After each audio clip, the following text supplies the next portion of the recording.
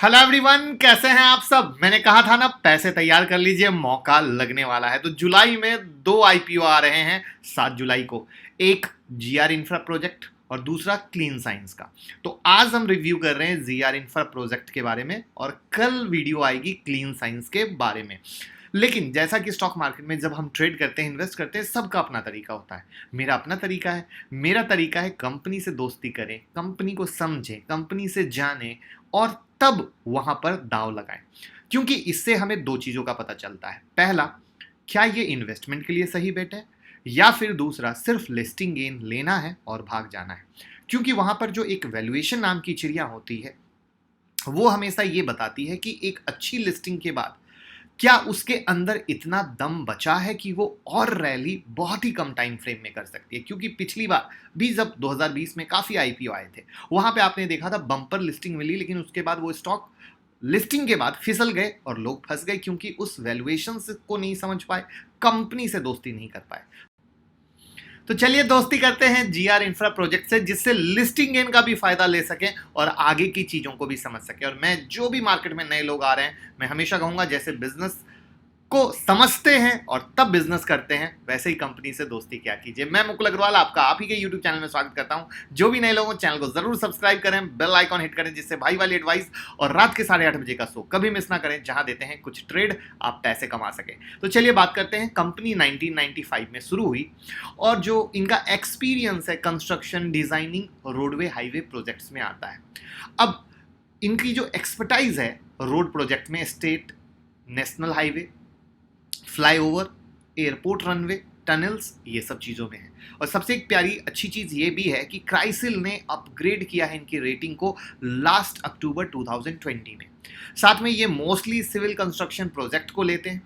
ये डाइवर्सिफाइड भी कर रखे हैं खुद को, और वहाँ पर मैन्युफैक्चरिंग एक्टिविटी में, थर्मोप्लास्टिक रोड मेकिंग पेंट्स में, इलेक्ट्रिक पोल्स में, रोड साइनेज में और फैब्रिकेटिंग मेटल क्रैश बैरियर्स में भी काम करते हैं।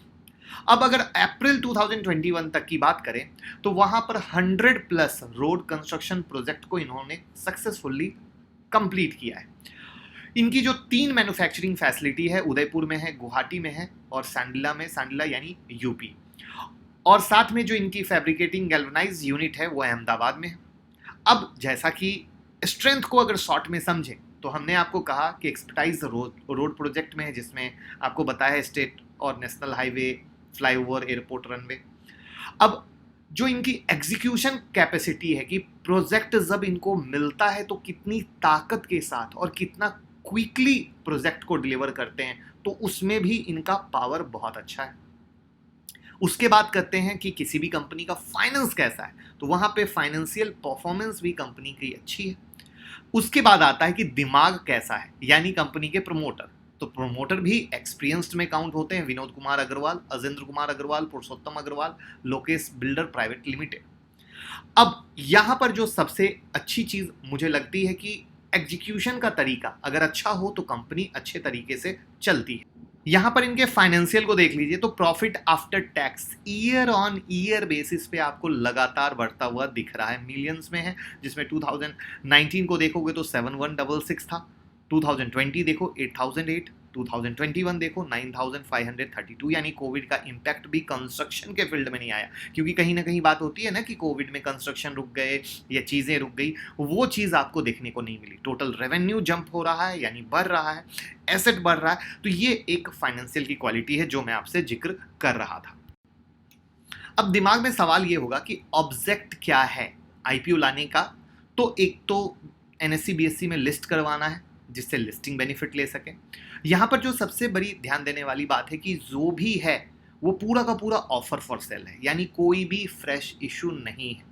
अब कंपनी फ्रेश इशू नहीं कर रही है, इसलिए जो आईपीओ के थ्रू पैसे आएंगे वो कहीं से कंपनी को नहीं मिलेंगे, बल्कि जो भी प्रमोटर, जो भी इसमें शेयर होल्डर है, वो अपना हिस्सा बेचेंगे, वो अपना पैसा लेकर निकल जाएंगे। जो निकलने वाले हैं, जो रहने वाले हैं, वो अपना हिस्सा कम करेंगे। अब इस सेक्टर में अगर इनके कॉम्पिटिटर की बात करें, तो KNR construction, PNC Infratech, Hg infra engineering, Dilip Buildcon, Ashok Buildcon, IRB infra structure developers ऐसी काफ़ी सारे हैं जो मार्केट में पहले से लिस्ट हैं। तो मेरा सवाल यहाँ पे एक आता है जो आपको सोचने पर खुद से मजबूर कर देगा कि ये जो इनके पीयर हैं, क्या आपने इनमें पैसे लगाए हैं? आपको कैसा रिटर्न मिला है?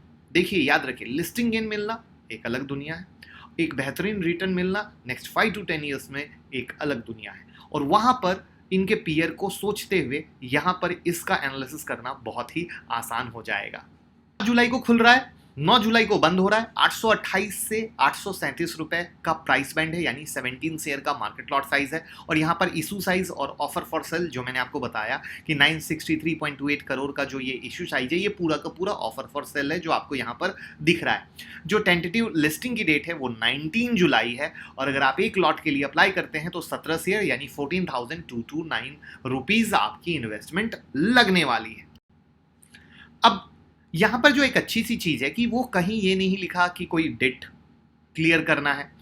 अब यहां पे आपके दिमाग में सेल होगा कि पूरा का पूरा ऑफर फॉर सेल है। तो देखिए, यहां पे कभी कभी चीजें गलत नहीं भी होती है, क्योंकि मान लीजिए मैं एक इन्वेस्टर हूं, मैंने किसी कंपनी में पैसा लगाया, वो कंपनी काफी अच्छे लेवल पे ग्रोथ कर गई और मुझे लगता है कि अब मैं इस कंपनी के ग्रोथ लेवल से एग्जिट करके कहीं और पैसा लगा दूं, तो वो एक तरीका होता है। या फिर इसका एक और दूसरा नजरिया है कि मैंने किसी कंपनी में पैसे लगाए, वो बहुत अच्छा रिटर्न दे रहे हैं, अब मैं क्या करता हूं, मान लीजिए मुझे 100 रुपए रिटर्न आ रहे हैं, मैं 50 रुपए निकल लेता हूं।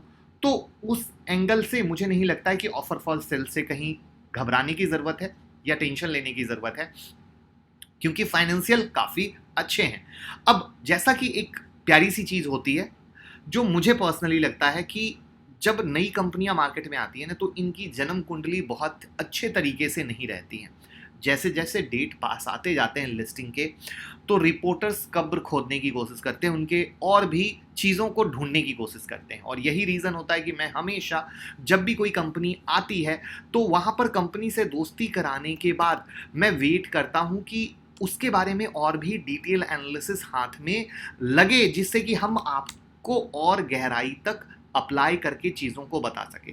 तो वहाँ पर मुझे लगता है, जैसे इसका जो है आईपीओ क्लोज डेट है 9 जुलाई को, और हमेशा मैं क्लोज डेट से एक दिन पहले रात के 8:30 बजे के शो में मैं बताता हूं कि मैं अप्लाई कर रहा हूं या नहीं, और कंपनी से जुड़ी लेटेस्ट खबर। तो वो लेटेस्ट खबर मैं वहां पर आपके साथ शेयर करूंगा, लेकिन उससे पहले जीएमपी यानी ग्रे मार्केट प्रीमियम जरूर बहुत कुछ बेहतरीन कर रहा है। वहां पर 26 से 38% प्रीमियम पे चल रहा है। इसका मतलब क्या हुआ, 837 का प्राइस बैंड है, तो 220 से 320 के रेंज का ग्रे मार्केट प्रीमियम हुआ। तो ऐसा माना जा रहा है आज के डेट के हिसाब से कि लिस्टिंग 1057 से 1157 के बीच में हो सकती है। यानी आज के डेट में, अभी के डेट में लिस्टिंग गेन मिलने के चांसेस हैं। लेकिन जीएमपी कभी भी ये गारंटी नहीं होती है कि जीएमपी को देखें और हम इन्वेस्ट कर दें। वहां पर अदर फैक्टर जो मैंने कहा डे बेसिस प्रोसेस पे देखना बहुत इंपॉर्टेंट होता है, तो उसको हम ट्रैक करते हुए रात के 8:30 बजे के शो में, जैसे आज तक हमेशा बताया है कि मैं अप्लाई करूंगा या नहीं करूंगा, और भगवान की दया से जो भी चीज़ें हैं बेहतर रिटर्न बेहतर मिला है, तो आप उसके लिए चैनल से जुड़ जाइए। और कैसी लगी कंपनी से दोस्ती कराने का तरीका, नज़रिया, कुछ कमी हो तो वो भी बताइए, जिससे हम बेहतर से बेहतर कर पाएँ। और आपका क्या प्रॉस्पेक्ट है इस कंपनी में आईपीओ में अप्लाई का, बताइएगा। Thank you so much.